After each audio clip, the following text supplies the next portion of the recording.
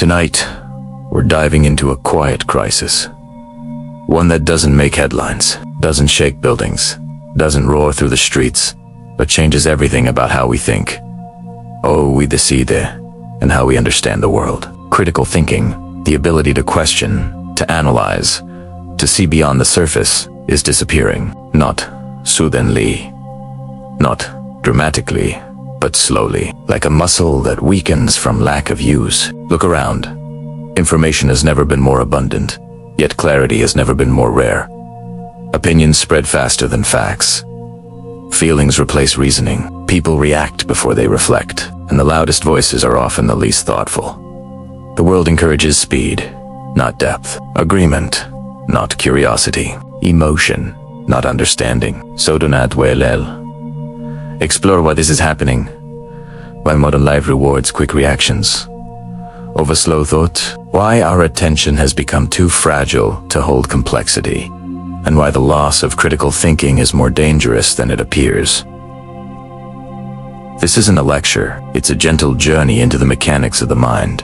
A look at how thinking works, how it breaks, and how we can quietly reclaim it in a world that no longer values it. Let's begin. There is a quiet erosion happening beneath the surface of modern life.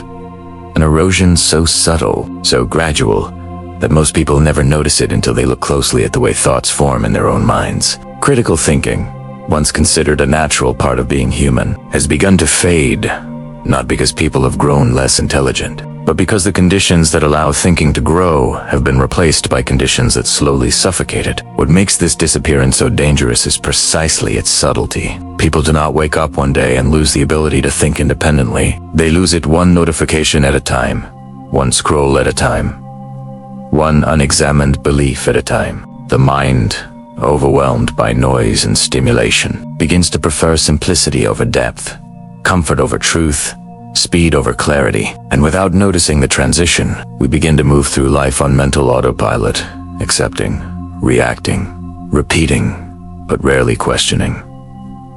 Critical thinking is not an academic skill. It is the quiet discipline of noticing what is real beneath what is loud. It is the ability to ask, is this true? Before asking, do I like how this sounds? It is the patience to hold to conflicting ideas without rushing to declare one of them an enemy. It is the courage to step outside your own assumptions long enough to see the world as it is, not as it feels in the moment, but in a world that rewards immediacy.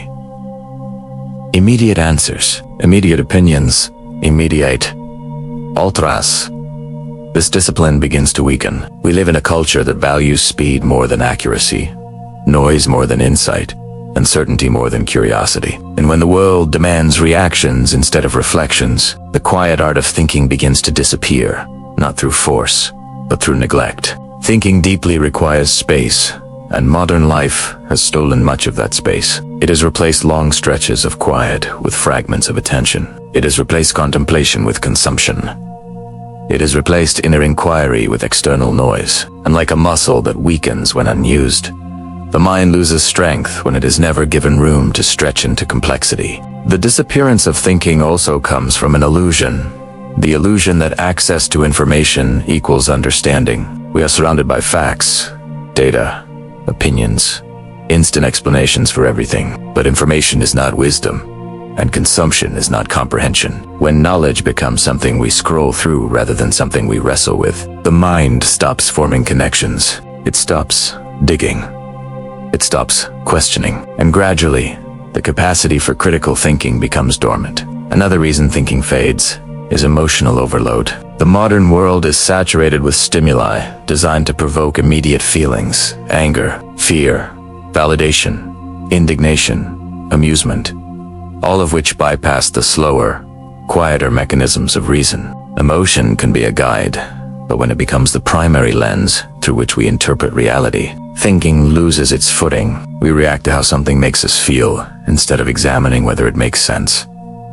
This shift is subtle but profound. It changes conversations, relationships, political landscapes, educational systems, and entire cultures. When people stop thinking critically, they become more easily influenced, more easily divided, more easily controlled, not because they lack intelligence, but because they lack the grounding that careful thought provides. And perhaps The saddest part is this. Many people no longer realize what they have lost. They feel overwhelmed, confused, anxious, unsure of what to believe. But they rarely trace these feelings back to the erosion of thought. They assume the world has simply become too complex, too chaotic, too noisy. But in truth, much of this chaos is internal, a reflection of a mind that has not been taught or allowed to think clearly. Critical thinking is not disappearing because it is no longer needed. It is disappearing because the world has made it unnatural.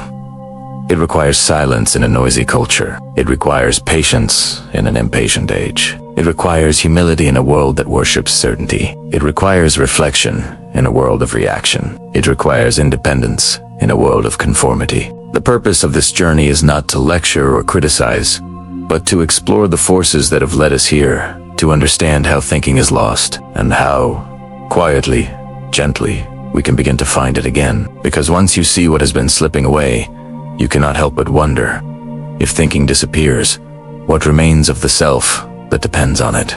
Too much information, too little clarity. One of the most paradoxical features of modern life is that we are surrounded by more information than any generation before us, and yet we understand less, not because we lack intelligence or curiosity or the desire to learn, but because of the human brain, shaped over thousands of years by environments of scarcity, was never designed to navigate a constant flood of data. Opinions, updates, explanations, warnings, and distractions arriving from every direction, all at once, without pause. In the past, information was slow. It traveled through conversations, books, stories, seasons. Knowledge required patience, interpretation, dialogue. It lived inside long processes, thinking, reflecting, asking, observing. But now, information arrives faster than we can breathe, faster than we can analyze, faster than we can even emotionally process. Every moment of the day, our minds are pulled toward an endless stream of stimuli, each one demanding to be noticed, each one carrying a small emotional charge that pushes the brain into response mode before it has the chance to understand what the moment truly contains. And this constant flow does something subtle but profound. It erodes clarity. The overwhelmed brain does not think, it copes. It does not analyze. It filters. It does not reflect.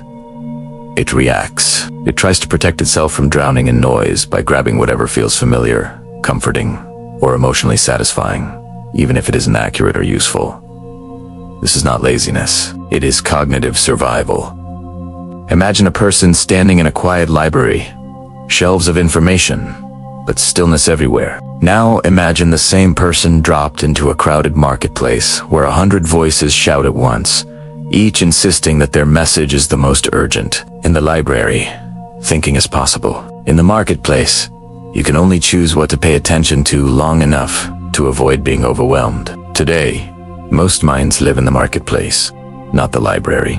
The brain receives more than it can organize, so it begins to cut corners. It relies on shortcuts, patterns, emotional cues, collective opinion. It no longer asks, is this true? It asks, do I have the bandwidth to process this? If the answer is no, and it often is, the brain takes the path of least resistance. This is how misinformation spreads, not because people are foolish, but because they are overloaded. This is how superficial opinions replace understanding, not because depth is gone, but because it requires more time and energy than a tired mind can offer. This is how complexity becomes frightening, not because humans cannot grasp it, but because the brain, overwhelmed, seeks simplicity as a form of psychological shelter. When the mind receives too much, it cannot form clear structures. Thoughts become fragmented, scattered across dozens of small impressions rather than woven into meaningful insight. Like a puzzle dumped across the floor, the pieces exist, but the space, time, and clarity required to assemble them are missing. And so people begin to mistake information for knowledge, speed for accuracy, familiarity for truth. Another quiet consequence of information overload is that it narrows our attention. The brain becomes so busy filtering the noise that it loses the ability to explore depth. Depth requires slowness, and slowness now feels unnatural. Depth requires stillness, and stillness often feels uncomfortable. Depth requires curiosity, and curiosity struggles to survive in a landscape where everything demands immediate conclusions. This is why modern conversations often feel shallow, why arguments escalate quickly, why nuance disappears. When the brain has no clarity, it gravitates towards certainty, not because certainty is correct, but because certainty feels restful. It gives the illusion of mental order in a world that feels chaotic. But this illusion comes at a cost. Without clarity, we cannot distinguish truth from noise, signal from distraction, reasoning from emotional impulse. Without clarity, we stop examining ideas and start absorbing them. Without clarity, the mind becomes reactive, not reflective. And when enough individuals lose clarity, a society loses it too. Collective thought becomes fragmented. Public conversations become polarized. Complex problems get reduced to slogans, narratives, tribes. Everything becomes loud, but very little becomes understood. Yet beneath all of this, a beautiful truth remains. Clarity is not lost. It is simply buried under noise. The mind still knows how to think. It has merely been overwhelmed for too long. And once we understand the forces that overstimulate and confuse it, we can begin the slow, gentle process of rediscovering the space where thought can breathe. Because the brain is not failing, it is overloaded. An overload, unlike stupidity, can be undone. When the mind can no longer hold a thought, there is a quiet tragedy unfolding inside the modern mind. Not loud enough to alarm us, not sudden enough to frighten us, but persistent enough to change the structure of our inner world. It is the slow collapse of attention, the gradual weakening of our ability to hold a thought long enough for it to reveal its meaning. And without attention, critical thinking, the ability to analyze, question, and understand, simply cannot exist. Attention is not merely focus. It is the doorway through which all reasoning enters. It is the mental space in which ideas stretch out, connect, deepen, and take shape. When attention falters, thinking becomes shallow, scattered, and fragile. The mind, unable to sustain a reflective moment, learns to skim the surface of experience, never descending into the depths where insight dwells. But the modern world, filled with constant interruptions and rapid stimulation, has reshaped our attention into something shorter, thinner, more fragmented. It has turned the mind into a restless observer, jumping from impression to impression, unable to linger long enough to explore what lies beneath. Consider how often your attention is interrupted in a single hour. A notification vibrates, a message flashes, a headline catches your eye, a video autoplays before you have even processed the last one. Each interruption seems harmless, but together they train your mind to expect constant change. The brain begins to crave novelty, not because novelty enriches, but because it prevents stillness. And stillness now feels unnatural. In earlier eras, attention was shaped by long tasks, reading pages without distraction, listening to stories beside the fire, working with hands in repetitive rhythm, walking for hours with only your thoughts for company. These activities formed neural pathways that supported deep focus, patience, and sustained contemplation. But today, attention is shaped by environments that fracture concentration into fragments so small that the mind struggles to reassemble them. The collapse of attention is not immediately obvious. It reveals itself in subtle ways. The inability to read without checking your phone, the difficulty of watching something without scrolling, the restlessness that appears in silence, the impulse to click away the moment something requires effort. These are not character flaws. They are symptoms of an attention trained for interruption rather than immersion. From a psychological perspective, the human mind operates in layers. Shallow attention is quick, reactive, emotional. Deep attention is slow, analytical, reflective. Shallow attention is useful for scanning danger. Deep attention is essential for understanding truth. But modern life keeps us trapped in the shallower layers, where thinking is fast, but inaccurate, confident but simplistic, emotional but unexamined. Without attention, the mind becomes vulnerable to manipulation. It absorbs narratives without questioning them. It confuses emotion with evidence. It accepts simplicity where complexity is required. It confuses familiarity with truth. It becomes fertile ground for slogans, conspiracies, and intellectual shortcuts. not because people are gullible, but because their attention has been too fractured to support deeper thought. And the algorithms that shape our digital landscapes understand this fragmentation better than we do. They feed us content designed to hijack attention, quick, provocative, emotionally charged. The algorithm does not reward depth. It rewards engagement, and engagement thrives on distraction, outrage, novelty, and speed. In such an environment, the mind begins to shrink inward, not intellectually, but attentively. Its capacity to hold a long, complex idea weakens. It struggles to tolerate ambiguity. It loses patience. For nuance, it demands answers before questions have even formed. This collapse of attention affects more than just thinking. It shapes identity itself. When the mind cannot sustain reflection, a person becomes a mosaic of impulses rather than a coherent whole. Their beliefs shift with the emotional weather. Their moods are swayed by whatever appears on their screen. Their values weaken because values require contemplation to take root. Attention is the soil in which the self grows. When the soil becomes thin, the self becomes shallow. And yet, the situation is not hopeless. Attention, like a weakened muscle, can be strengthened again, slowly, gently, through quiet practice, through intentional slowness, through the reintroduction of moments where nothing happens and the mind has space to breathe. But to strengthen attention, we must first recognize how fragile it has become, how easily it slips away, how quickly it tires, how deeply it shapes our ability to think. The collapse of attention is not the collapse of intelligence. It is the collapse of mental conditions necessary for intelligence to flourish. And perhaps the most important truth in all of this is that attention is not lost, it is scattered. And what is scattered can always be gathered again. Why? Speed replaced thought. There is a profound shift happening in the way modern people engage with the world. A shift so subtle and so normalized that we rarely notice its consequences until we examine the mechanics of our own minds. It is the gradual replacement of reflection with reaction, the transformation of thinking into something immediate, instinctive, and emotionally charged, as though speed itself has become more valuable than understanding. To see how deeply this shift runs, simply observe the rhythm of daily life.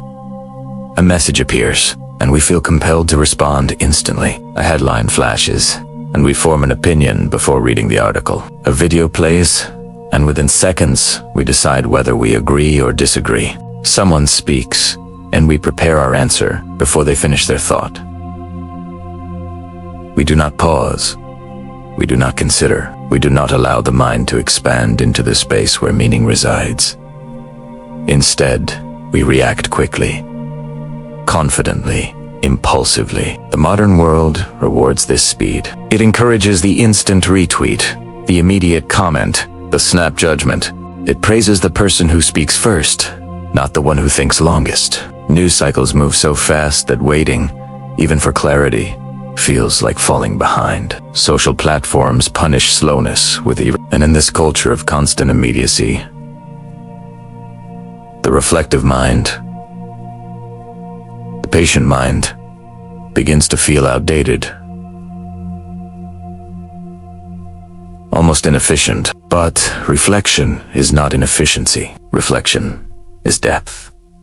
It is the quiet act of letting ideas settle enough for truth to rise to the surface. It is the capacity to hold uncertainty, to sit with discomfort, to allow nuance to take shape. It is what transforms raw information into understanding. When we replace reflection with reaction, we lose the ability to see beyond the first emotional impression. We interpret everything through impulses.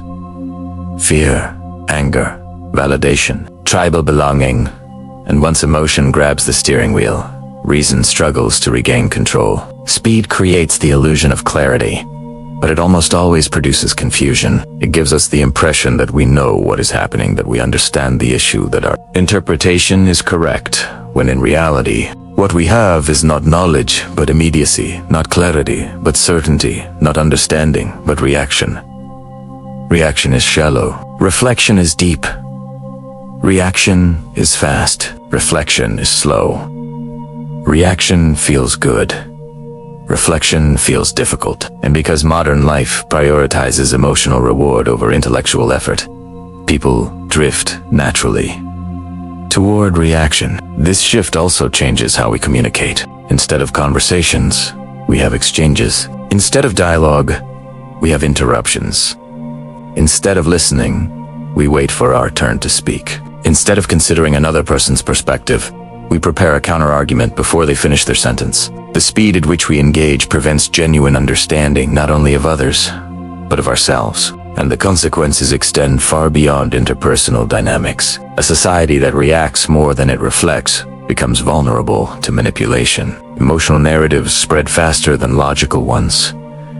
Sensationalism outpaces accuracy. Polarization increases because reaction thrives on division, while reflection requires empathy and patience, traits that take time to cultivate. Algorithms amplify the most reactive content because it generates engagement, and engagement fuels profit. In such a system, critical thinking becomes not only rare but discouraged. The person who pauses appears uncertain. The person who considers nuance appears indecisive. The person who reflects appears slow. But slow thinking is not weakness. It is wisdom. It is the recognition that the world exceeds the capacity of instant interpretation, that complex problems cannot be solved by quick emotions, that truth demands more of us than our first reaction. When speed becomes the measure of intelligence, thought itself becomes endangered. And yet, the reflective mind is still within us, waiting for moments of silence, of breath, of patience. It waits for the rare space where thought can expand rather than contract, where ideas can develop rather than collide, where understanding can unfold rather than be rushed. Reclaiming reflection does not mean rejecting speed entirely. The world will always be fast, but it does mean choosing depth when depth is required, choosing curiosity when certainty feels too easy, choosing pauses where reactions would otherwise take control. Because in the end, reaction is automatic. It happens to us. Reflection is intentional. It happens because of us. And the ability to choose one over the other is the foundation of critical thinking itself. When feelings become facts, there is a quiet shift happening in the psychology of modern thinking. A shift that is not always visible in conversation, but reveals itself in the tone of public discourse, in the structure of online arguments, and in the private ways people interpret the world around them. It is the rise of emotional reasoning, the growing belief that how something feels is more important than whether it is true, that if an idea produces a strong emotion, that emotion is sufficient evidence of its validity. This shift is not new. Humans have always been emotional creatures, but modern life has amplified emotion to a degree that makes it difficult for reason to stand on its own. Every platform we use, every feed we scroll, every headline we see is designed to provoke immediate emotional reactions. Outrage, fear, validation, amusement. These reactions come quickly, instinctively, before the reflective mind has time to engage. And when emotion takes the lead, critical thinking quietly steps back. Emotional reasoning operates on a simple internal logic. I feel this strongly, therefore it must be true. If something offends us, we assume it is wrong. If something agrees with us, we assume it is right. If something scares us, we assume it is dangerous. If something comforts us, we assume it is safe. Yet truth does not bend to our emotional preferences, and reality does not adjust itself to make us comfortable. But in an age of overstimulation, the emotional brain reacts faster than the logical one, and speed begins to feel like certainty. We confuse the intensity of a feeling with the accuracy of a conclusion, and because emotional reactions are easier, faster, and more rewarding than thoughtful analysis, the mind gradually learns to prioritize them. This does not make people irrational, it makes them overwhelmed. When the brain is tired, stressed, or overloaded, it defaults to simpler decision-making pathways. And emotion is the simplest pathway of all. It costs less energy to feel than to think. It is easier to react than to analyze. It is easier to be certain than to be curious. And so, people begin to interpret the world not through evidence, but through emotional resonance. Ideas spread not because they are true, but because they evoke strong feelings. False narratives thrive because they are crafted to provoke, to shock, to comfort, to outrage. In this landscape, emotional reasoning becomes the norm, not the exception. You can see this everywhere. In political debates, where outrage replaces argument. In online discussions, where emotional validation replaces nuance, in personal relationships, where assumptions replace communication, in daily decisions, where instinct replaces reflection. The rise of emotional reasoning also changes the way we perceive disagreement. In emotionally driven thinking, disagreement feels like an attack, not an exchange, when beliefs are tied to emotions rather than evidence. Questioning those beliefs feels like questioning the person's identity. This makes critical thinking uncomfortable, even threatening, because it challenges the emotional foundation on which opinions are built. And so people avoid complexity. They avoid nuance.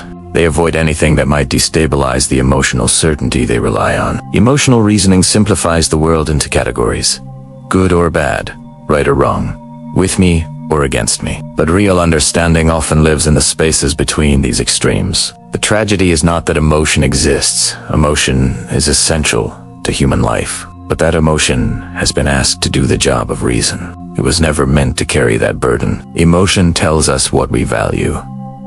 Reason tells us what is true. We need both, but only when they remain in balance. When emotion dominates the mind, we lose the ability to evaluate our own reactions, to question assumptions, to seek clarity beyond what feels satisfying.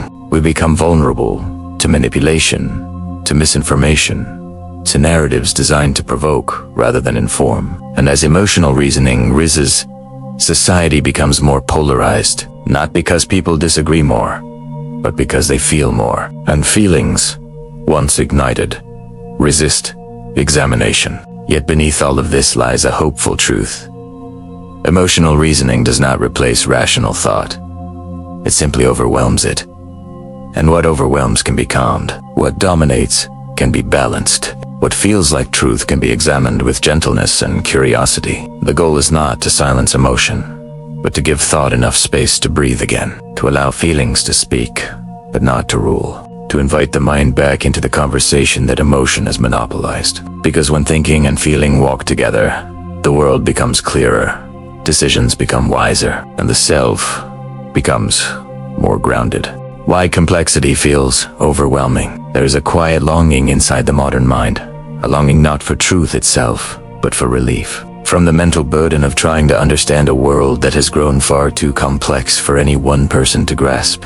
And in this longing, simple answers begin to shine with an appealing glow, offering instant clarity in places where real clarity would require time, effort, patience, and the uncomfortable willingness to hold conflicting ideas without collapsing into certainty. Human beings were not designed for the complexity of the modern information landscape. For most of history, problems were small, local, visible. Your village, your neighbors, your weather, your crops.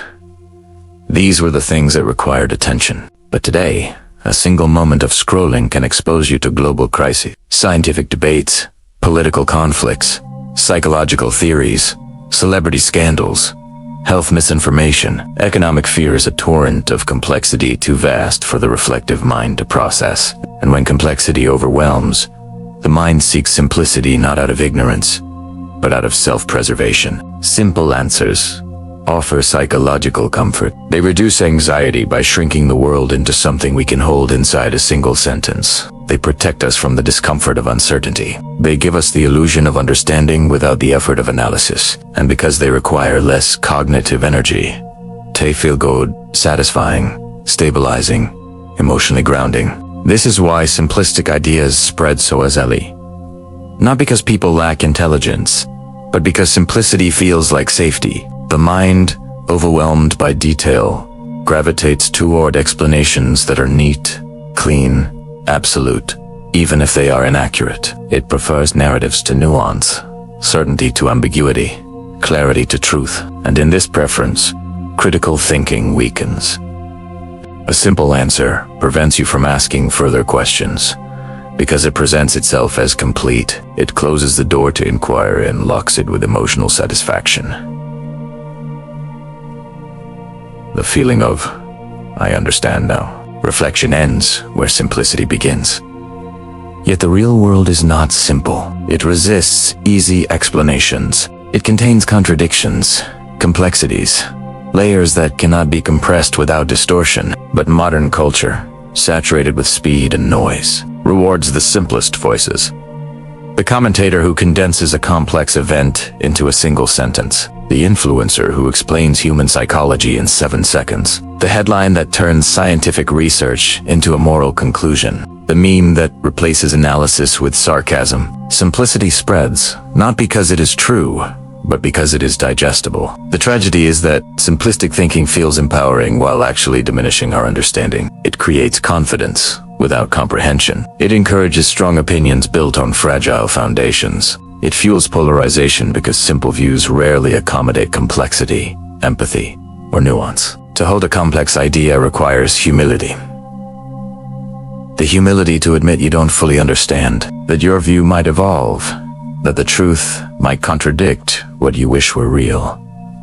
But humility is difficult. Simplicity is easy. Humility is slow. Simplicity is fast. Humility demands effort.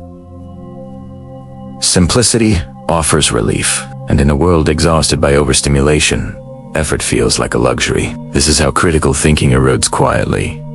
Not by force, not by censorship, not by manipulation, but by the mind's longing for relief from complexity. A longing so human, so understandable, that it often goes unnoticed. But something precious is lost when we surrender to simple answers. The ability to navigate uncertainty with confidence. The ability to understand others deeply. The ability to change our minds without feeling threatened. The ability to build wisdom rather than react to noise. Complexity is not the enemy. It is the nature of reality. And simple answers are not inherently harmful. They become harmful when we mistake them for the whole truth. There is beauty in sitting with an idea long enough for its complexity to unfold. There is strength in resisting the seduction of the easy explanation. There is clarity in acknowledging that some questions require time. Some truths require patience. Some understandings require depth. The modern mind is tired not because it is incapable of thinking, but because it is overloaded, overstimulated, and seeking refuge wherever it can. And in that state, simplicity becomes comforting, almost addictive. But if we want to reclaim critical thinking, we must learn to tolerate complexity without collapsing into confusion. We must cultivate the capacity to sit with uncertainty. We must remind ourselves that not all truths fit into slogans, that not all problems have clean solutions, that not all questions are meant to be answered quickly. Because the moment we accept that reality is complex, thinking becomes possible again. When the world reflects only what you already believe, there is a subtle but powerful shift happening in the landscape of modern thinking. A shift that shapes not only what we believe, but how we believe it, how strongly, how confidently, and how unwilling we become to question the beliefs we hold. This shift emerges from a simple, almost invisible mechanism embedded in the digital world, the echo chamber, an environment in which we hear our own thoughts reflected back at us so consistently, so persuasively that alternative perspectives begin to feel not only foreign but threatening. The echo chamber does not announce itself. It does not say, "Here your worldview will be reinforced." Instead, it quietly arranges itself around you, shaping your digital surroundings so gradually that you may not even realize that the diversity of ideas in your life has slowly collapsed into a comforting sameness. Algorithms notice what you click. They track what you linger on. They observe the emotions you respond to, the outrage you amplify, the validation you seek, the topics that ignite a spark of interest. And with each small digital gesture, the system adjusts, repeating back to you what feels most familiar, most emotionally satisfying, most aligned with your current worldview. The result is an informational cocoon, not imposed by force, but woven from your preferences. Inside this cocoon, ideas never collide. They only ate, and in the absence of collision, thinking weakens. Human beings think best when confronted with difference, when exposed to unfamiliar perspectives, when challenged by alternative explanations, when required to question the limits of their own understanding. But an echo chamber removes this friction. It smooths the edges of reality. It shields you from discomfort, from contradiction, from the mental stretch that growth requires. Slowly, gently, it narrows the boundaries of your intellectual world. You begin to believe that your opinion is the majority opinion. You begin to assume that your interpretation is the reasonable interpretation. You begin to mistake the familiarity of information for its truth. And because you rarely encounter meaningful opposition, you may start to feel unusually confident. Not because your beliefs have strengthened, but because they have never been tested. Inside an echo chamber, certainty becomes effortless. But effortless certainty is the enemy of critical thinking. The tragedy is that echo chambers offer something deeply human: belonging. They provide a sense of community, identity, emotional comfort. They make you feel seen and validated. They reassure you that you are not alone in your views. And so you stay not because you reject complexity, but because you crave connection. But connection without diversity becomes conformity, and conformity without question becomes fragility. One of the most subtle consequences of echo chambers is the growing intolerance for nuance. Nuance requires slow thinking, patience, humility, qualities that rarely thrive in algorithmic environments, optimized for speed, emotion, and engagement. When every idea is simplified into a slogan, a tribe, or a side to choose, the mind loses the ability to explore the middle ground where truth often resides. Another consequence is the polarization of thought. When opposing views are rarely encountered in good faith, they become caricatures, distorted versions presented only to be ridiculed or dismissed. This strengthens group identity, but weakens understanding. It turns intellectual differences into moral battles. It transforms disagreement into enmity. And perhaps the quietest consequence of all is this: the echo chamber trains you to fear being wrong. When everything you see confirms your own worldview, the possibility of error begins to feel dangerous, like a threat to identity rather than a natural part of learning. So you cling to beliefs, not because you have examined them deeply, but because the chamber around you reinforces them constantly. Critical thinking requires the courage to admit that your mind may not always be correct. It requires exposure to perspectives that challenge you, unsettle you, expand you. It requires the ability to hold an idea at arm's length, turning it slowly until its shape becomes clear. But the echo chamber wraps ideas around you so tightly that you no longer see where your thoughts end and the surrounding noise begins. And yet, despite all of this, the situation is not hopeless. Echo chambers do not imprison, they seduce. And what seduces can be recognized.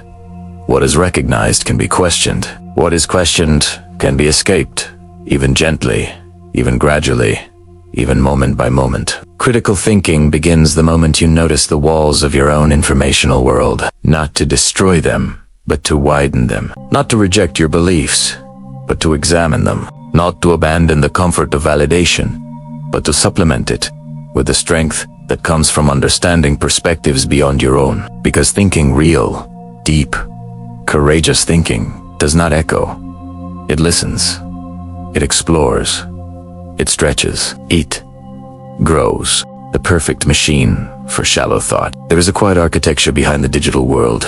We inhabit an architecture designed not for clarity, not for truth, not for reflection, but for engagement, speed, and emotional stimulation. And nowhere is this architecture more powerful or more invisible than in social media. A system so perfectly calibrated for shallow thinking that it reshapes the way millions of minds operate without ever appearing to do so. To understand why, we must look not at what social media provides, but at what it removes. Social media removes friction, the time between seeing something and reacting to it. It removes silence, the empty spaces where thoughts once formed. It removes effort, the cognitive work required to understand something deeply. It removes context, the background that makes information meaningful. It removes complexity, the layers of nuance that thoughtful understanding needs. And in the absence of friction, silence, effort, context, and complexity, critical thinking collapses. Social media offers something faster, easier, more emotionally gratifying. The immediate hit of reaction, a like, a share, a comment, a feeling, an outrage, a validation. Every element of these platforms is designed to provoke rapid mental activity without deep mental engagement. You scroll, you react, you scroll again. A loop engineered to bypass the reflective mind and stimulate the emotional one. It is a system optimized for impulsivity. The structure itself discourages. Thinking, posts are short, gives your attention, shortens. Content is endless, gives your mind rushes. Emotions are amplified, gives your logic dims. Algorithms reward intensity, gives nuance, disappears. Everything is public, gives you fear being wrong. Everything is fast, gives you fear being slow. In such an environment, deep thought is not only rare, it is almost impossible. Imagine trying to meditate in a storm of voices. Imagine trying to read philosophy while someone pulls your attention every 3 seconds. Imagine trying to hold a single thought while 1,000 others flash before your eyes. This is daily life inside the digital feed. Social media platforms are not neutral spaces. They are psychological machines built to keep you engaged for as long as possible. And what keeps you engaged is not complexity. It's stimulation. The algorithm learns quickly. You pause on something angry, gives you more anger. You linger on something frightening, gives you more fear. You click something that validates you, gives you more validation. You engage with something outrageous, it amplifies outrage. This feedback loop creates a mental environment where your emotions are constantly triggered, but your thoughts rarely given space to breathe. Slow ideas cannot survive here. Long explanations cannot survive here. Thoughtful nuance cannot survive here. Only what is fast, loud, emotional, and simplified thrives. And so, without realizing it, the mind adapts to the environment. You expect answers to be short. You expect information to be entertaining. You avoid content that requires effort. You lose patience for anything that does not instantly stimulate. Your attention becomes conditioned to constant novelty. This adaptation changes not only how you think online, but how you think everywhere. The mind that grows used to shallow content becomes uneasy in depth. It fidgets in silence. It struggles with complexity. It loses the stamina for long thought. Social media, then, is not just a platform. It is a teacher. And what it teaches is speed, emotion, and fragmentation. But perhaps the most powerful influence of social media is this. It blurs the line between feeling informed and being informed. A rapid stream of headlines, hot takes, and arguments creates the illusion that you understand what is happening in the world when, in reality, you have absorbed only the most emotionally charged fragments. And in the absence of understanding, reaction replaces reflection. This is not a moral failing. It is the predictable result of immersion in a system designed for stimulation, not wisdom. But here is the quiet truth beneath the noise. Your mind is not incapable of deep thinking. It is simply untrained in an environment that rewards the opposite. The ability to think critically has not disappeared. It has only been overshadowed by the immediacy of the digital world. And once we understand how this system shapes us, we can begin to loosen its grip. Not through rejection, but through awareness. Not through fear, but through intention. Not through escape, but through balance. Because the machine may encourage shallow thought, but it cannot stop a mind that chooses depth. How insecurity prevents us from thinking clearly. Among all the forces that weaken critical thinking, few are as quietly powerful as the fear of being wrong. It is a fear that rarely announces itself, rarely appears openly in our behavior, but instead hides beneath our defensiveness, our quick reactions, our unwillingness to entertain ideas that challenge our worldview. To think critically is to accept uncertainty, to welcome correction, to acknowledge that our understanding is always incomplete. Yet for many people, the possibility of being wrong feels threatening, almost dangerous, as though a single mistake could unravel the sense of self they have spent years constructing. This fear is not irrational, it is deeply human. From childhood, we are taught, often unintentionally, that correctness is safety and error is shame. You are praised when you give the right answer, corrected when you give the wrong one, rewarded for agreeing with expected perspectives, frowned upon when you stray from them. Over time, a subtle message settles into the psyche.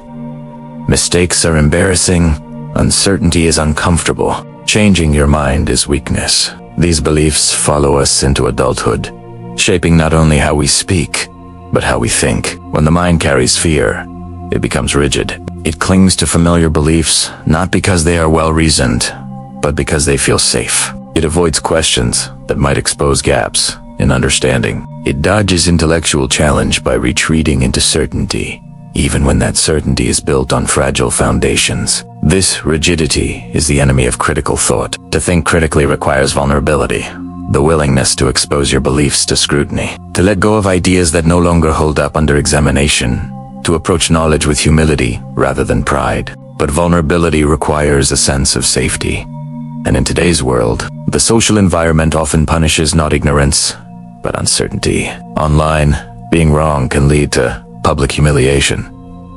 In conversation, being wrong can lead to judgment. In many social groups, disagreement itself is treated as betrayal. And so the mind learns to avoid intellectual risk, choosing instead the illusion of confidence over the discomfort of growth. When people fear being wrong, they begin to defend their beliefs, not because they are convinced, but because they are afraid. This fear manifests in many quiet ways.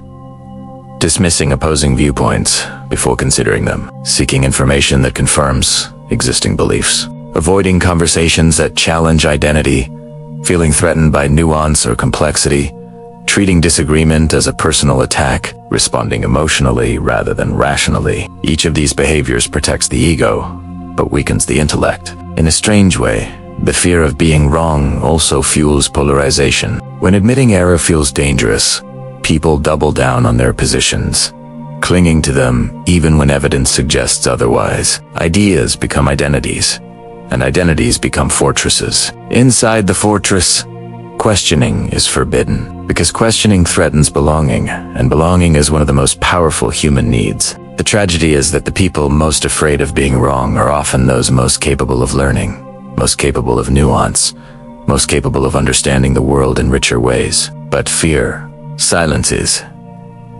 curiosity. Fear makes questions feel like dangers rather than doorways. Critical thinking, however, quietly asks something different.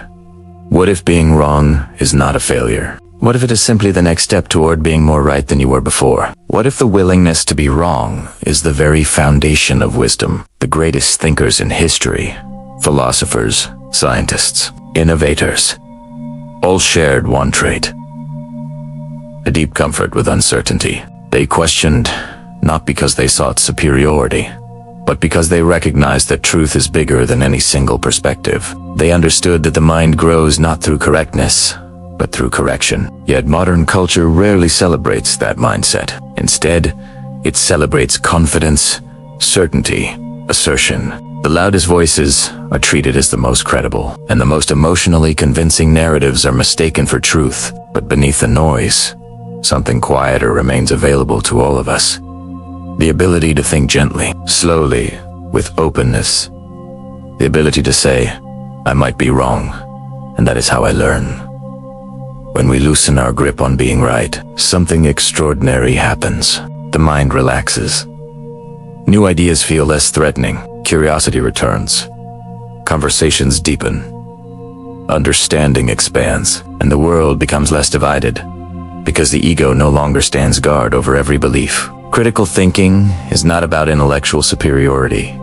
It is about emotional maturity. It is about choosing truth over pride, clarity over comfort, growth over ego. And the moment we stop fearing being wrong, the path to deeper thought opens effortlessly beneath our feet.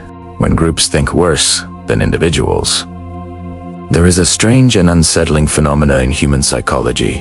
One that has appeared throughout history but has become especially visible in the modern age. It is the tendency for groups, communities, and entire societies to think less clearly, less rationally, and less independently than the individuals who form them. A group can contain intelligent, thoughtful people, yet collectively behave in ways that are short-sighted, irrational, or even destructive. This paradox, known as groupthink, lies at the heart of what many now describe as collective stupidity. The term sounds harsh, but it does not refer to a lack of intelligence. Rather, it describes what happens when thinking becomes so deeply influenced by group identity, shared emotion, and social pressure that the reflective mind quietly withdraws and the reactive mind takes over. Humans evolved to survive through belonging. To be part of a group meant safety. To be isolated meant danger. This ancient instinct still shapes our decisions today. We seek harmony. We avoid conflict. We mimic the beliefs of those around us, and we suppress thoughts that might threaten our place within the group. But what kept our ancestors alive can make modern societies intellectually fragile. In group settings, something quiet and subtle happens. The desire to belong becomes stronger than the desire to understand. People stop thinking independently. They adopt the attitudes of the group. They repeat ideas they haven't examined. They defend positions they didn't form. They feel certain not because they know, but because everyone around them feels the same way. The group becomes a shield against doubt. This is the essence of collective stupidity. The moment when agreement becomes more important than accuracy. Groupthink begins gently, often through emotional alignment. A shared outrage, a shared identity, a shared fear. Once emotions synchronize, thoughts follow. The group begins to move as one, echoing the same arguments, reinforcing the same assumptions, rejecting the same alternatives. Dissent becomes uncomfortable. Questions feel impolite. Uncertainty feels and the pressure to conform grows so subtly that individuals barely notice themselves slipping into a mental current guided by forces outside their own reasoning. One of the most dangerous features of groupthink is that it feels intelligent while functioning as the opposite. Groups speak with confidence, loud, unified, energized. And in this collective confidence, people begin to believe they are more correct together than they ever could be alone. But confidence is not intelligence. Certainty is not truth. Volume is not insight. And history is full of moments when crowds, tribes, institutions, governments, and entire cultures acted foolishly precisely because they thought they were acting wisely. Once a group forms a shared belief, the belief hardens. The group stops looking for evidence. It looks for confirmation. It stops questioning assumptions. It reinforces them. It stops examining alternatives. It ridicules them. This happens not because the individuals are incapable of thinking well, but because thinking independently feels emotionally risky inside a unified group. People fear rejection more than they fear being wrong, and so the group grows confident while its members grow silent. Collective stupidity thrives in silence, in the absence of dissent, nuance, or genuine dialogue. It grows whenever people choose harmony over honesty, agreement over depth, identity over truth. Modern culture accelerates this process through digital tribes. Online communities form around shared emotions, shared narratives, shared enemies. Within these groups, ideas circulate rapidly, unchallenged. Repetition replaces verification. Loyalty replaces logic. Memes replace understanding. The faster an idea spreads, the more true it begins to feel. Not because it has merit, but because it has momentum. This is how misinformation goes viral. This is how conspiracy theories flourish. This is how polarized identities form. This is how entire societies lose the ability to think together, even as individuals inside them remain intelligent. Collective stupidity is not the absence of thinking. It is the outsourcing of thinking. It is the decision, often unconscious, to let the group decide what is true, what is acceptable, what is worth questioning. And yet, beneath all of this, there remains a simple, hopeful truth. Groupthink dissolves the moment even one person begins to think independently. Critical thinking spreads just as easily as conformity, but it begins more quietly. It begins with a question no one else is asking. It begins with the courage to pause when others rush. It begins with the humility to admit uncertainty in a crowd. Hungry for confidence, it begins with seeing the group not as a source of truth, but as a mirror of collective emotion. An independent thinker inside a conforming group is like a spark in a dark room. Not loud, not forceful, but illuminating. Once one person examines an idea, others feel permission to examine it too. Once one person challenges a narrative, others feel space to breathe. Collective stupidity spreads through pressure. Collective clarity spreads through courage, and the courage to think slowly, deeply, independently is the most powerful antidote to the mental fog that groups often create. When we stop asking why, there is a gentle, almost invisible loss occurring in the modern mind. Not the loss of intelligence, nor the loss of capacity, but something far more essential. The loss of curiosity, the quiet fading of the spark that once made us lean forward and ask, why does this work like that? What lies beneath this surface? What am I not seeing yet? It is a disappearance so gradual that most people do not notice it happening. They simply wake up one day and realize that questioning feels exhausting, and accepting feels easier. Curiosity is the beginning of all critical thought. It is the inner flame that pushes us to explore, to investigate, to examine the world rather than merely consume it. But in a society where information is presented instantly, prepackaged, simplified, and ready to use, curiosity begins to feel unnecessary. Even inefficient. Why question the world when the world is constantly handing you answers? But these answers come with a cost. They satisfy the mind just enough to prevent deeper inquiry, like a snack that spoils the appetite for a nourishing meal. The mind does not lose curiosity because it becomes lazy. It loses curiosity because the environment teaches it that questions are no longer needed.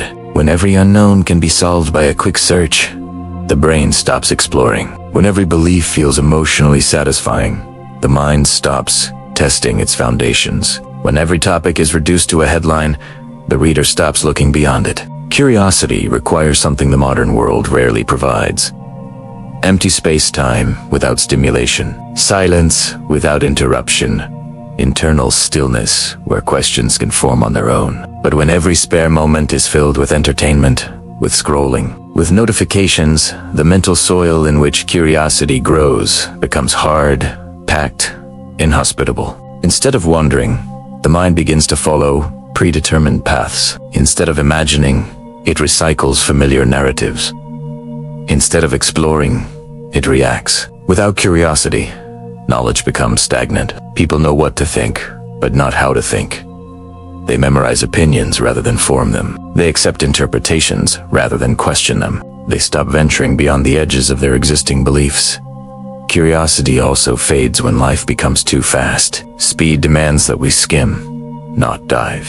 It rewards quick answers, not thoughtful exploration. The moment a question requires effort, attention shifts to something easier, more stimulating, more instantly rewarding. The mind learns to avoid the discomfort of not knowing, even though this discomfort is the birthplace of understanding. In this environment, curiosity starts to feel like a burden. Why dig deeper when the surface feels enough? Why dissect ideas when emotions decide faster? Why sit with ambiguity when simplicity feels comforting? But the greatest loss is not intellectual. It is emotional. Curiosity is a form of aliveness. It is the childlike wonder that makes the world feel rich and layered. It is the spark that turns ordinary experiences into mysteries worth unraveling. Without curiosity, life flattens. Experiences become predictable. New ideas feel overwhelming rather than exciting. Relationships lose depth because questions are not asked. The self remains unexplored because introspection never begins. A person who stops questioning the world eventually stops questioning themselves. This is how we drift away from our inner life, not deliberately, but through the quiet habit of accepting rather than exploring, reacting rather than examining, assuming rather than investigating. Curiosity also disappears when people fear the answers they might find. To ask why is to open the door to truths that may challenge our comfort, identity, or worldview. Questions threaten certainty, and certainty feels safer than truth. But curiosity flourishes in minds that are not afraid of being unsettled. The moment we allow ourselves to tolerate uncertainty, curiosity returns like a soft breath. Hesitant at first, but persistent. It whispers, "What is really happening here? Is this true, or just familiar? What else could explain this? What am I missing? What lies beneath the surface?" These simple questions can break the spell of passive thought. Curiosity does not require genius. It requires presence.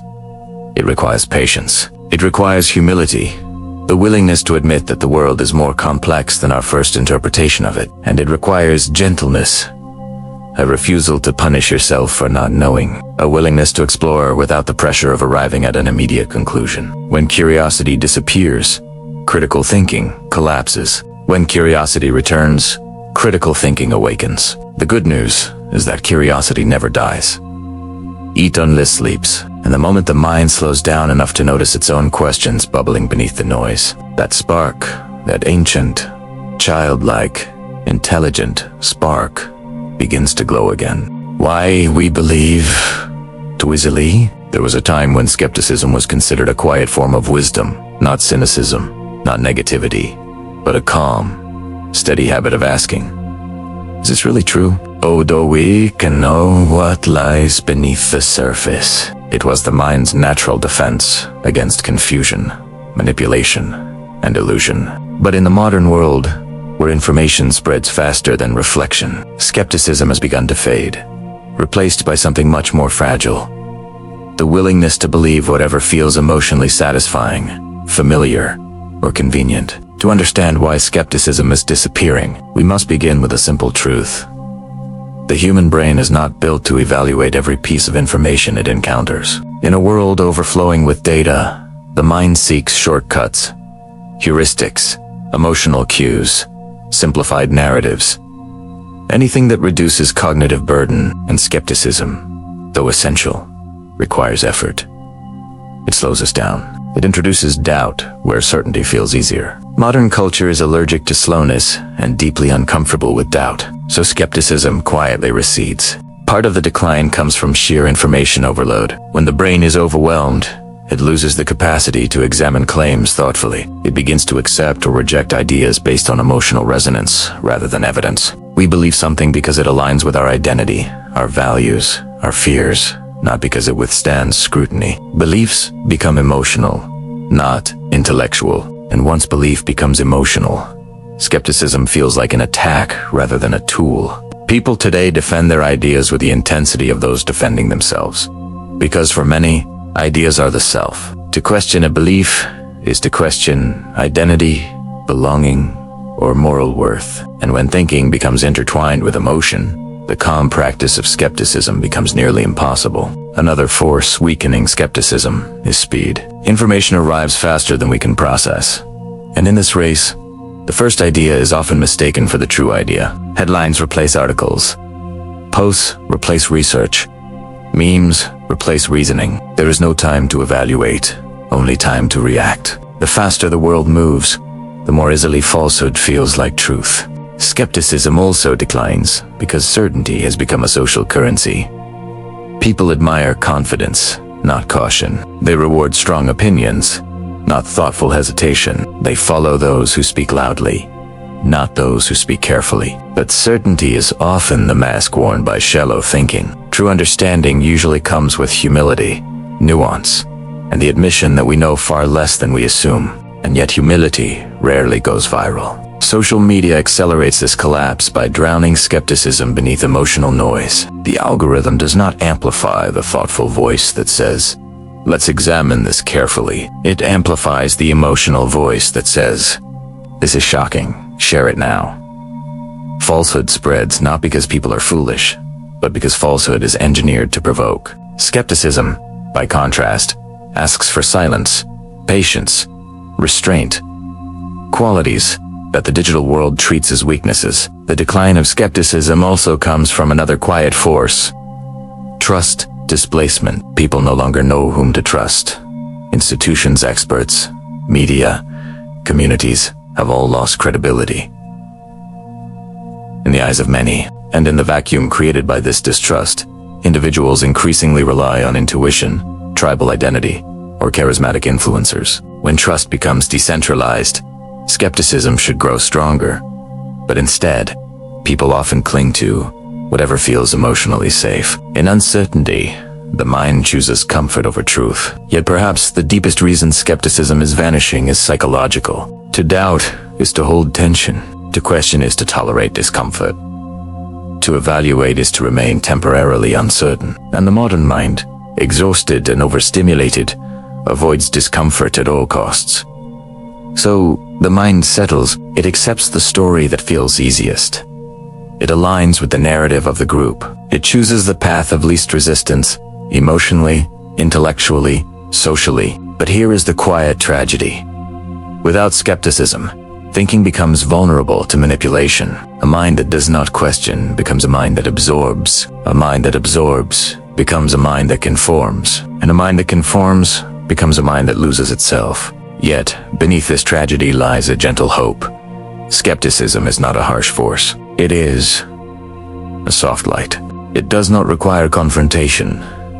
It requires curiosity. It does not demand cynicism. It demands patience. It does not reject emotion. It balances. Italiano, skepticism whispers rather than shouts. It asks rather than argues. It guides rather than attacks. And the moment we remember that questioning is not a threat, but a form of intellectual self-care, skepticism begins to return quietly, steadily, like dawn spreading across a dim horizon. Because the purpose of skepticism is not to doubt everything, but to protect the mind from believing too little or too much.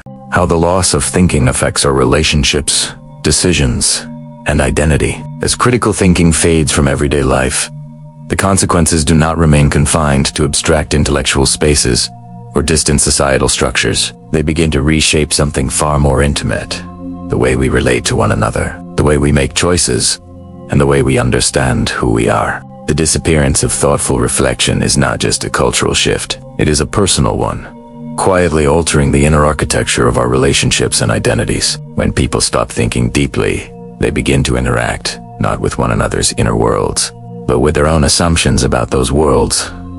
Conversations become scripts. Interactions become performances. Disagreements turn into emotional minefields. Because without critical reflection, differences feel threatening rather than interesting.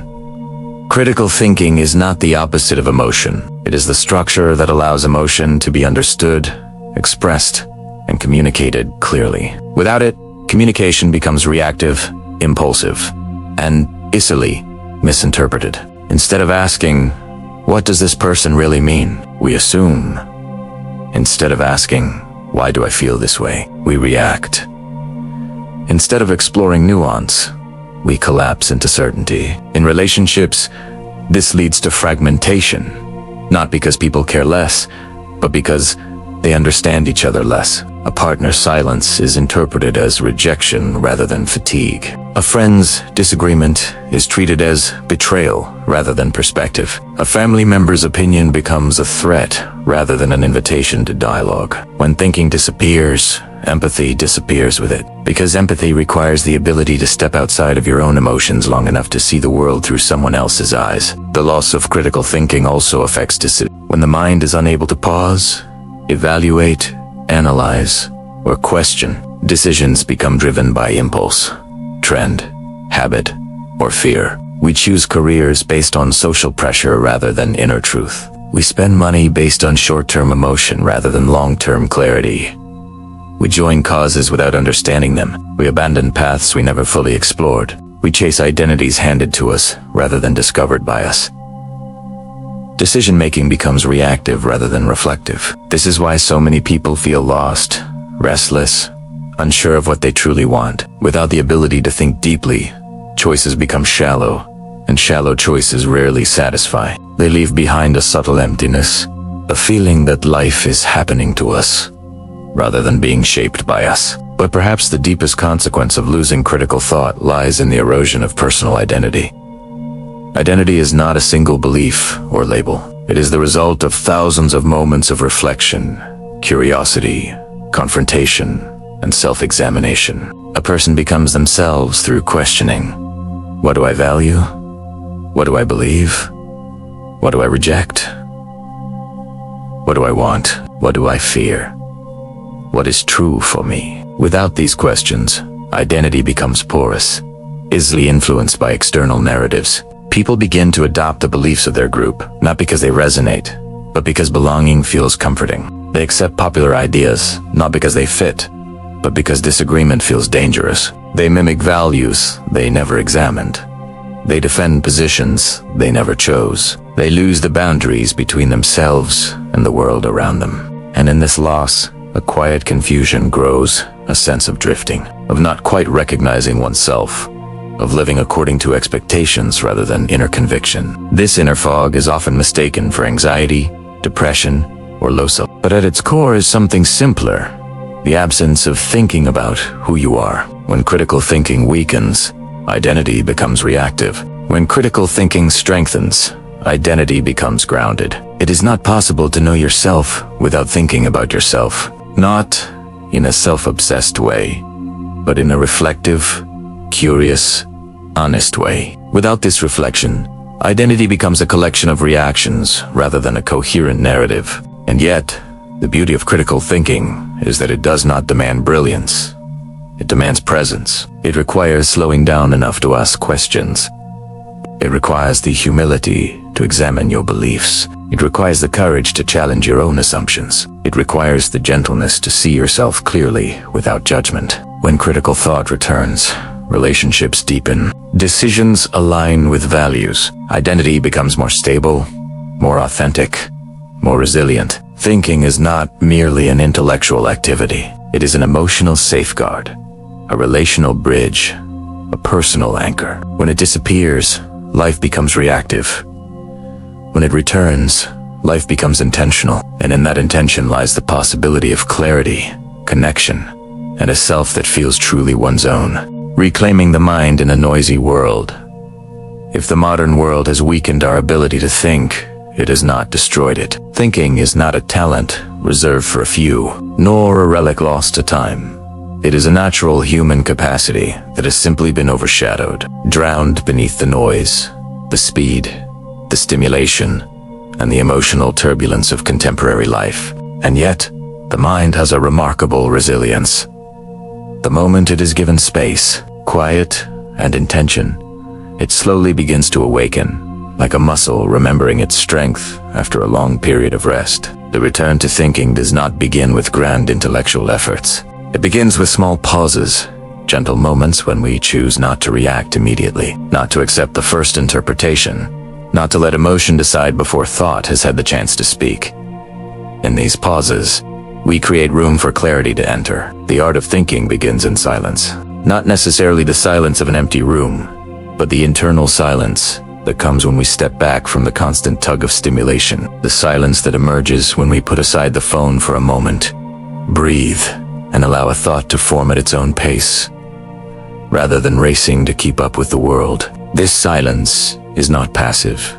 It is fertile. It is the soil in which questions grow. And thinking always begins with a question, not a grand philosophical inquiry, but something simple and honest. Why did I react that way? Is this actually true? What am I assuming here? What else could explain this? What do I really want right now? Each question is a doorway. Walk through enough of them, and you begin to rebuild the pathways of reflection that modern life has worn down. Thinking returns when we stop outsourcing our interpretations, when we resist the urge to let the group decide what is right, what is important, what matters. When we take back ownership of our attention, when we allow ourselves to be curious again. Curiosity is not a spark that must be summoned. It is a spark that must be uncovered, and it emerges naturally when we slow down enough to notice the world again. The details, the contradictions, the patterns that once fascinated us before speed dulled our senses. The art of thinking also requires humility. The gentle acceptance that we do not know everything, that we may be mistaken, that our beliefs are not sacred but revisable. Humility is not self-doubt. It is openness. It allows new ideas to enter without feeling like threats. It allows old ideas to evolve without feeling like betrayals. Without humility, thinking becomes rigid. With humility, thinking becomes expansive. Another essential element in reclaiming thought is attention, focused, sustained, intentional attention. The modern mind has been trained to scatter itself across dozens of impulses, but attention is like breath. When brought back to the present moment, it becomes steady, grounded, capable of depth. Depth is where understanding lives. To think deeply is not to complicate things unnecessarily, but to allow things to show their complexity. It is the opposite of simplification. Not in the sense of making things harder, but in the sense of letting truth appear in its natural fullness. True thinking does not rush. It lingers. It circles. It considers. It waits. And in this waiting, the mind begins to reorganize itself. The art of thinking also involves choosing better inputs, surrounding the mind with ideas that stretch it rather than shrink it. Reading books instead of only scrolling feeds, listening to long-form conversations instead of sound bites, engaging with people who think differently rather than only those who agree. Exposure to diverse ideas builds intellectual resilience. It strengthens the ability to evaluate, compare, question, and integrate. It teaches the mind that disagreement is not danger, but data. Thinking also returns through introspection, the gentle act of turning inward with honesty rather than judgment. We ask ourselves, what do I actually believe, and why? Where did this belief come from? Does it still serve me? What do I value most? What kind of person do I want to be? Identity becomes clearer not through certainty, but through reflection. Perhaps the most profound part of the art of thinking again is this. It does not require perfection. It does not require constant vigilance. It does not require becoming a philosopher or a scholar. It only requires willingness. The willingness to pause, to question, to examine, to listen. Thinking is an act of care.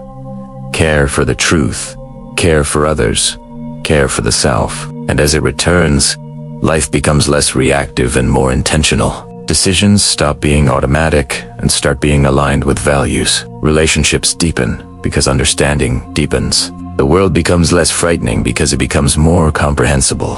Complexity becomes less overwhelming because the mind regains the capacity to navigate it. In a noisy world, thinking is rebellion. In a rushed world, thinking is resistance. In a shallow world, thinking is depth. And the first step toward reclaiming the mind is not a dramatic transformation, but a quiet intention. A moment of stillness, a breath, a question. From that single moment, the mind begins to return to itself.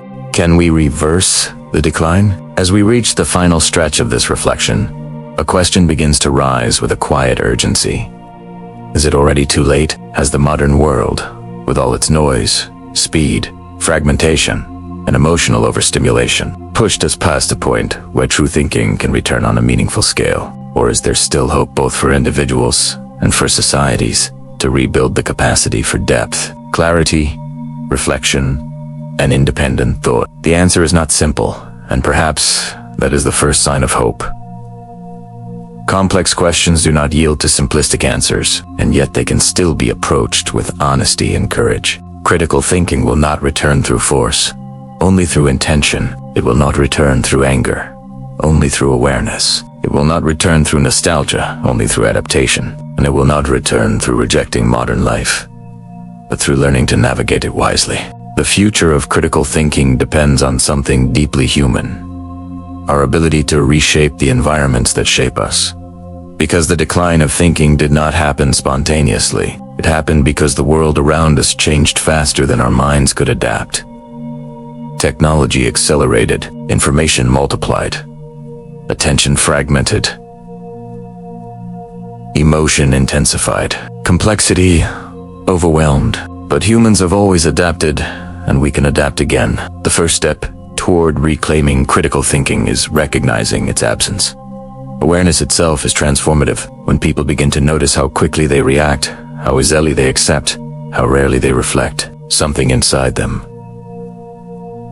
shifts. Awareness is a turning point, a soft, internal redirection from passive consumption toward mindful engagement. The next step is rebuilding attention. A society that cannot focus, cannot think. Attention is not merely a cognitive skill, it is a cultural resource.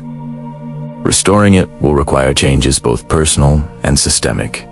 Designing technologies that respect focus, prioritizing forms of media that reward depth, creating daily habits that reintroduce silence and slowness. Even small practices, reading for 10 minutes without interruption, walking without a phone, allowing conversations to breathe, can slowly retrain the mind toward depth. The future of critical thinking also depends on curiosity, that ancient spark that once drove exploration, innovation, and learning. Curiosity cannot be forced, but it can be invited back through environments that reward questioning rather than punishing it. Educational systems, workplaces, and communities all have the power to encourage inquiry instead of conformity, dialogue instead of rigid certainty. But perhaps one of the most important elements is humility, the collective willingness to admit that none of us sees the whole picture. Humility is not weakness, it is the foundation of intellectual strength. It opens the door for diverse perspectives. It softens tribal boundaries. It encourages people to revise their beliefs, rather than wrap their identities around them. A future with stronger critical thinking will also require us to rethink our relationship with technology. Digital platforms today are optimized for engagement, not truth, but they can be redesigned, and some already are being redesigned, to promote clarity over chaos, signal over noise, depth over speed. Such changes are slow, but transformational shifts often begin with quiet, persistent intention rather than dramatic upheaval. On a personal level, the future of thinking lies in how each individual chooses to meet the world. If even a small portion of people begin to reclaim their attention, question their assumptions, challenge emotional reasoning, and approach information with curiosity and humility, the effect becomes cumulative. Thought spreads, awareness spreads, wisdom spreads. Critical thinking does not require everyone, only enough people to shift the cultural tone. Throughout history, societies have gone through periods of intellectual decline followed by periods of remarkable flourishing. The human mind has an extraordinary resilience. It does not forget how to think. It only falls asleep, and like any sleeping thing, it can awaken. The future depends on our willingness to cultivate the conditions in which thinking can breathe again. This will not happen overnight, but it will happen through moments. A pause instead of a reaction, a question instead of an assumption, a conversation instead of a confrontation, a paragraph read slowly instead of a headline skimmed rapidly. Thinking returns in the quiet moments, and if enough quiet moments accumulate in households, classrooms, workplaces, friendships, they will form a new cultural rhythm, one that values depth again, one that respects complexity again, one that nurtures the reflective mind that has been waiting beneath the noise. The decline of critical thinking is not a permanent state. It is a symptom of imbalance, and balance, once lost, can always be restored. The future can be different, not because the world will slow down, but because we can learn to move differently within it, more intentionally, more consciously, more thoughtfully. Critical thinking is not dying. It is asking, patiently, quietly, to be remembered.